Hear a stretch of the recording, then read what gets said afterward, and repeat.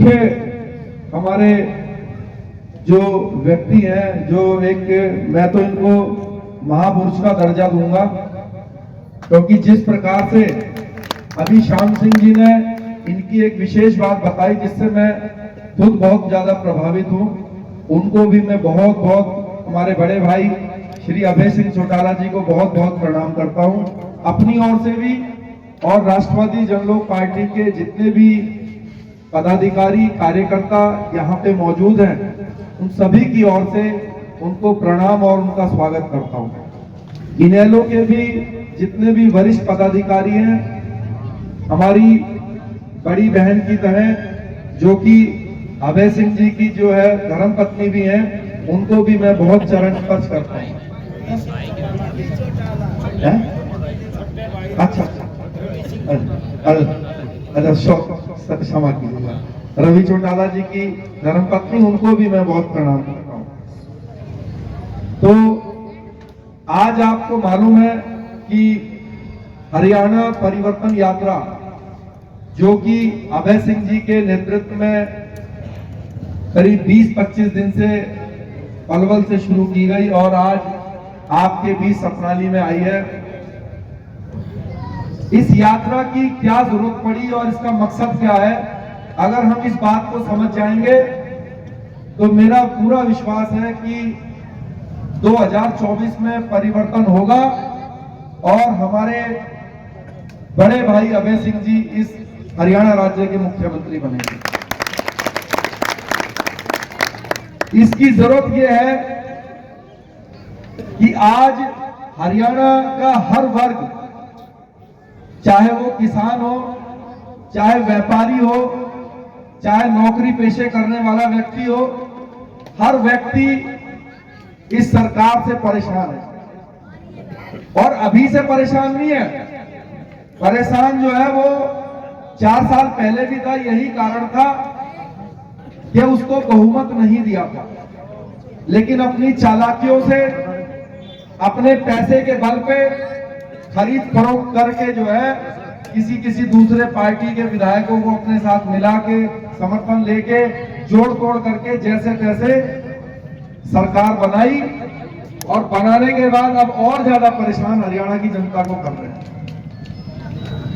ये हमारा सौभाग्य है। मैं तो अभय सिंह जी का बहुत धन्यवाद करूंगा कि उस मुख्यमंत्री को जो पिछली बार 5 साल में सिर्फ चुनाव से 1 महीना पहले लोगों के बीच आए थे, अभय सिंह जी की इस यात्रा ने उस मुख्यमंत्री को आज 1-1.5 साल पहले से ही अपने किले से बाहर निकल के गांव-गांव में घूमने के लिए मजबूर कर दिया। आपने देखा होगा कि मुख्यमंत्री जी गांव-गांव में चौपाल लगा रहे हैं और चौपाल लगा के उस गांव के हर व्यक्ति को बेइज्जत करने का काम कर रहे हैं। गांव-गांव में जाके ये बता रहे हैं कि तुम्हारे गांव का सरपंच बेईमान है, इसलिए मैं एक ऐसा कानून लाया हूं कि मुझे सरपंचों पे विश्वास नहीं है। अब सारा का सारा घोटाला जो है वो वहां बैठे हमारे विधायक और मंत्री करेंगे।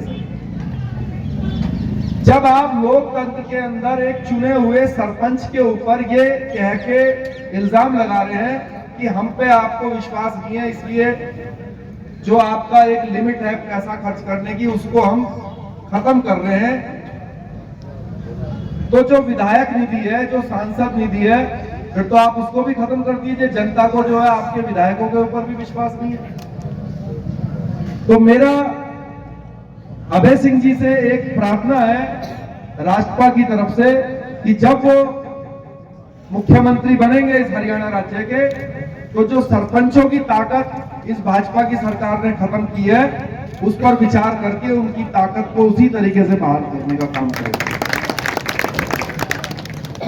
आज इस यात्रा का आज ये अंतिम पड़ाव है और जैसा कि आपको मालूम है कि पूरे जो अभय सिंह जी हैं, जो सारे कार्यकर्ता हैं, करीब 20 से 25 किलोमीटर रोज पैदल चलते हैं। इस यात्रा के दौरान लोगों से गांव-गांव में जाके मिलते हैं, उनकी बातों को सुनते हैं और अपने जो विचार हैं, जो हरियाणा को कैसे आगे बढ़ा के ले जाना है, इसको सर्वश्रेष्ठ राज्य जिस तरह से ये पहले आज से ओम प्रकाश चौटाला जी के समय था, कैसे इसको उसी प्रकार से सर्वश्रेष्ठ राज्य बनाना है, अपने विचार आपके बीच में रखते हैं। मैं उनको बहुत धन्यवाद करूंगा कि हमेशा उन्होंने लोगों के साथ खड़े होके अपनापन जो दिखाया है पूरे राज्य के साथ, जिस प्रकार से किसानों के लिए उन्होंने त्याग पत्र दिया था। जैसा कि श्याम सिंह जी ने बताया, पूरे देश के अंदर करीब 5000 के आसपास विधायक सांसद हैं, लेकिन उनमें से सिर्फ एक व्यक्ति को इस बात की चिंता महसूस हुई कि अगर मैं त्याग पत्र दूंगा तो इसका एक मैसेज जाएगा, और उसका मैसेज गया। सरकार को पीछे हटना पड़ा, तो मैं उसके लिए भी उनको बहुत धन्यवाद करूंगा। और मुझे विश्वास है कि आने वाले समय में अभय सिंह जी इस राज्य के आने वाले मुख्यमंत्री हैं। अगर आज हम सब लोग इस बात का प्रण करें और आज हम वादा करें कि तन मन धन से, अब क्योंकि समय बहुत कम है, हो सकता है घबराकर सरकार जो है लोकसभा के साथ ही विधानसभा का भी चुनाव कराए, इसलिए समय की नजाकत को देखते हुए मैं आप सबसे एक ही प्रार्थना करूंगा, आज से अभी से इनेलो का हर कार्यकर्ता, राजपा का हर कार्यकर्ता और हरियाणा की आम जनता, चाहे किसान हो, मजदूर हो, व्यापारी हो, नौकरी पेशे वाला हो, आप एक बार विश्वास कीजिए हम पे। आपसे हमारा वादा है कि आपका विश्वास को हम टूटने नहीं देंगे और आपकी इच्छाओं से आगे बढ़कर जो है इस हरियाणा प्रदेश का विकास करेंगे। तो एक बार हाथ उठा के आप वादा कीजिए, अगली बार जो है वो इनेलो गठबंधन की सरकार बना के मुख्यमंत्री अभय सिंह जी को बनाएंगे। बनाएंगे, वादा है। बहुत बहुत धन्यवाद, बहुत बहुत आभार। जय हिंद। जहाँ यात्रा का स्वागत किया, अभिनंदन किया, वहीं मेरे साथ जो यात्रा में चल रहे साथी है, उन सब का बहुत हौसला बढ़ाया। इसके लिए मैं आप सबका बहुत बहुत आभारी हूँ। साथियों, मेरे से पूर्व जो बोलने वाले थे, उन सब ने बहुत खुलकर के आपके बीच में बताया इस परिवर्तन यात्रा का क्या मकसद है, और इस बारे में भी आपसे चर्चा करी कि इस 8 वर्ष में इस देश में, प्रदेश में किस किस्म के हालात रहे। 3.5 वर्ष पूर्व इस प्रदेश में बड़ी भाजपा की सरकार है, जिससे लोग उम्मीद तो ये करते थे कि नई बनी हुई सरकार में प्रदेश का विकास होगा, बुढ़ापा पेंशन बढ़ेगी, पढ़े लिखे नौजवान को रोजगार और नौकरी मिलेगी, किसान को उसकी फसल के अच्छे दाम मिलेंगे,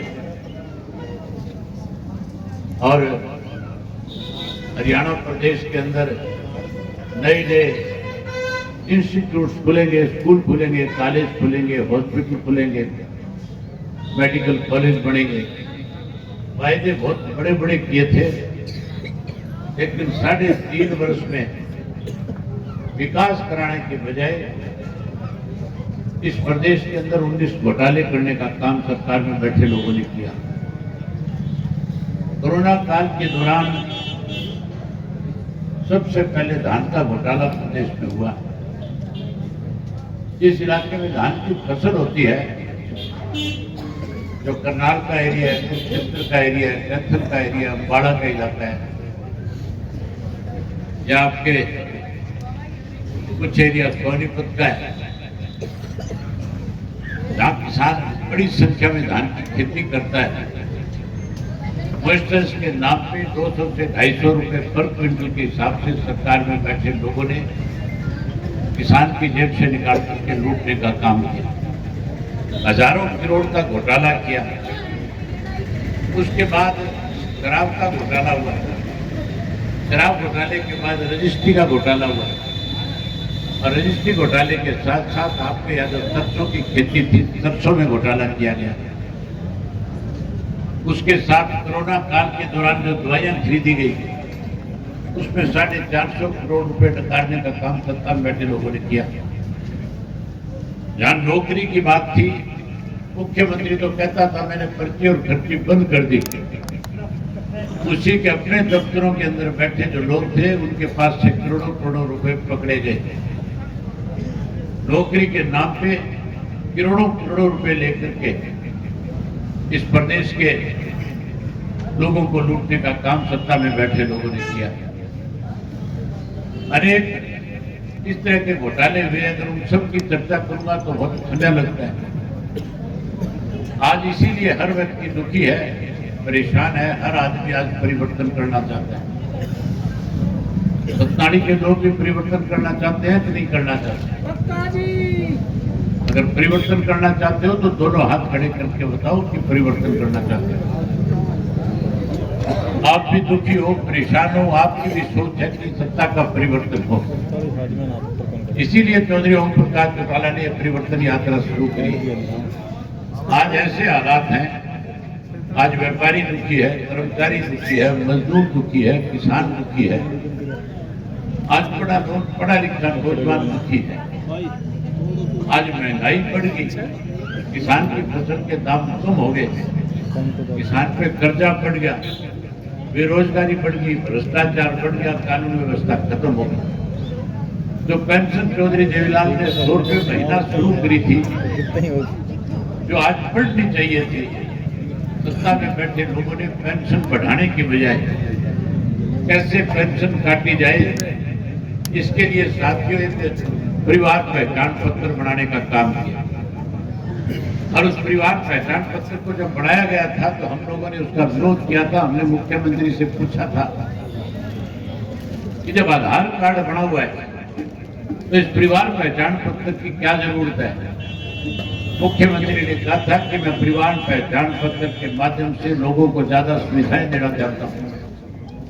सुविधा तो दी नहीं, उल्टा लोगों की 5 लाख बुजुर्गों की पेंशन काटने का काम किया। जहां 5 लाख बुजुर्गों की पेंशन काट ली, वही गरीब आदमी के पीले कार्ड से जो सुविधा सरकारी मिला करती थी, 2 लाख गरीब लोगों के पीले कार्ड काटने का काम किया। उसके साथ साथ एक नया फरमान और जारी कर दिया। अब कहते हैं कि जिसके पास आधार कार्ड है वो पैन कार्ड बनवाए, और पैन कार्ड आधार कार्ड दोनों को लिंक कराओ।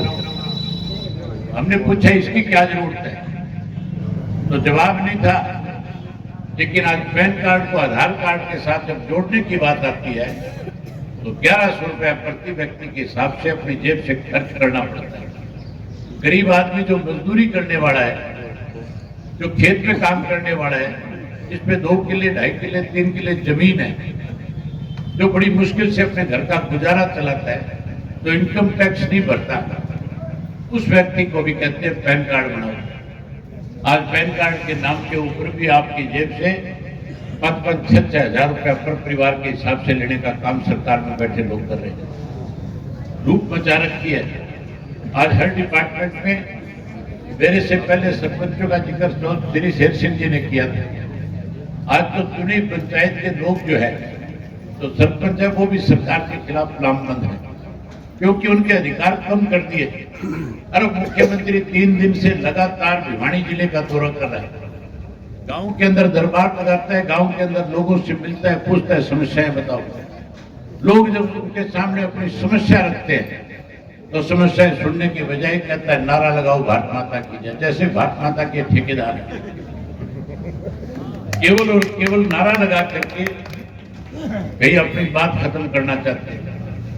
आज जो सरपंच के अधिकार थे, आज उनके अधिकार कम कर दिए। शेर सिंह जी कह रहे थे जब आपका राज बने, जब गठबंधन की सरकार बने तो सबसे पहले सरपंचों को अधिकार दिए जाए।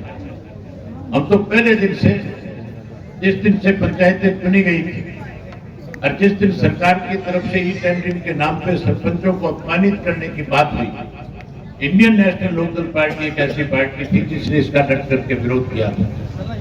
मैंने तो सरपंचों को न केवल समर्थन दिया था, बल्कि जब सरपंच पंचकुला के अंदर हजारों की संख्या में इकट्ठे होकर के सरकार के सामने अपना पक्ष रखने गए थे, तो पार्टी की तरफ से अर्जुन को भेज करके जहां उनका समर्थन किया वहां धरने में उनके साथ बैठाने का काम किया। साथियों, जहां परिवर्तन करना चाहते हो वहां आपसे एक बात पूछना चाहते हो, आने वाले समय में जब आप परिवर्तन करोगे, आज जो बात मैं आपके बीच में कह करके जाऊंगा, क्या आप हमारी बात पे विश्वास और भरोसा करोगे? विश्वास और भरोसा करोगे? आज ये सरकार पेंशन काट रही है, आप हमारे ऊपर इसलिए भरोसा कर रहे हो कि चौधरी देवीलाल जी ने जो कोई बात आपके सामने कही, जो वायदा हरियाणा के लोगों के साथ किया, उस वायदे को चौधरी देवीलाल ने जब भी सत्ता में आए पहली कदम से पूरा करने का काम किया। जब 100 रुपया पेंशन की बात चौधरी देवीलाल ने कही थी, 10,000 के कर्जे माफ करने की बात कह रहे थे, 5100 रुपये गरीब की बेटी को कन्यादान के रूप में मिले, जब ये बात लोगों के बीच में कह रहे थे, तो चौधरी बंसीलाल प्रदेश के मुख्यमंत्री होते थे। चौधरी बंसीलाल ने कहा था कि सरकारी खजाने से इस तरह से कोई पैसा नहीं दिया जा सकता, लेकिन चौधरी देवीलाल ने कहा कि मैं कानून बनाने जाऊंगा, और जैसे ही आपने उनको सत्ता सौंपी, उन्होंने कानून बना करके तीनों के तीनों किए हुए वायदे पूरे करके 100 रुपया पेंशन शुरू करी, 10,000 के कर्जे माफ किए और 5100 रुपये गरीब की बेटी को कन्यादान के रूप में देने का काम किया था।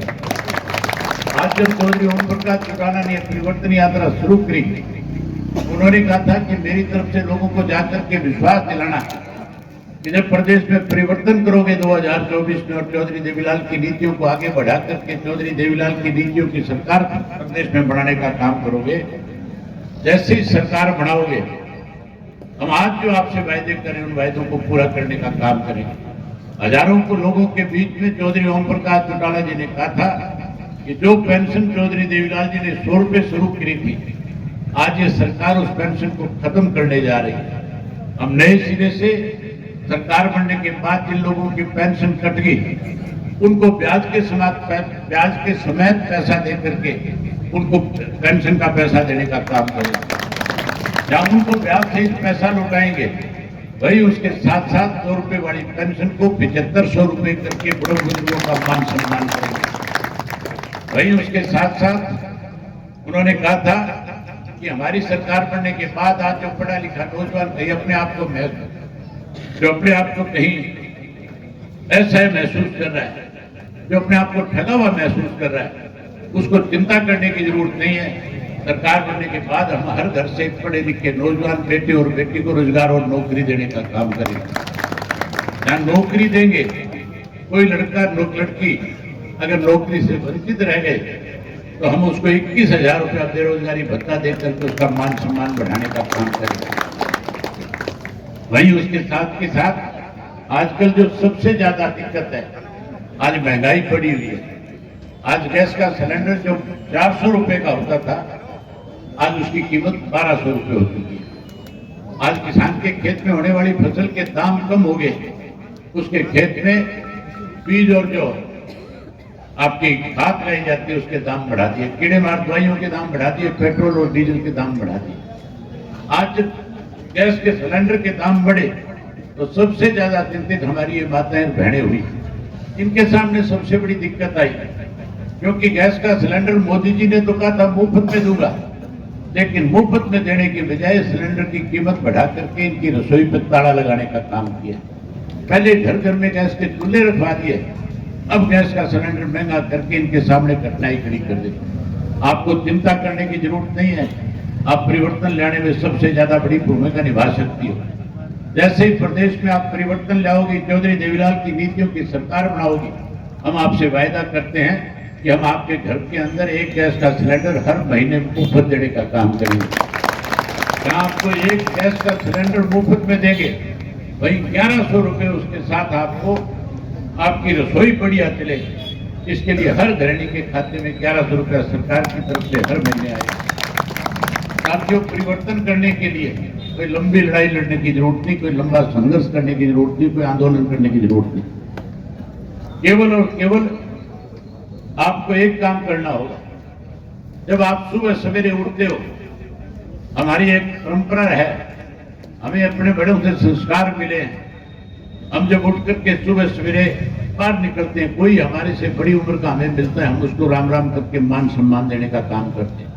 घर परिवार के हर सदस्य को जो बड़ा है उसके पैर टिपका के उससे आशीर्वाद देने का काम करते हैं। आप भी करते होंगे सारे, आप करते हो कि नहीं करते हो राम राम सबको? आप भी सबको राम राम करते हो। जब राम राम करो तो उसके साथ मेरे कहने से एक बात कहनी शुरू कर देना, जब भी एक दूसरे से मिलो राम राम करो तो कहना परिवर्तन करो। और जो कोई अपने आप को सरकार का ज्यादा करीबी समझता हो, तो ये कहता हो कि सरकार मेरी जेब में है, वो जब आपको मिले तो उसको 3 बार कहना परिवर्तन करो, परिवर्तन करो, परिवर्तन करो। और जब गांव के लोगों को 20, 30, 50 लोगों को दिन में, क्योंकि जो इस किस्म के लोग होते हैं जो कहते हैं हमारे सरकार जेब में है, वो घर में कम रहते हैं, लोगों के बीच में चौधर ज्यादा करने का काम करते हैं।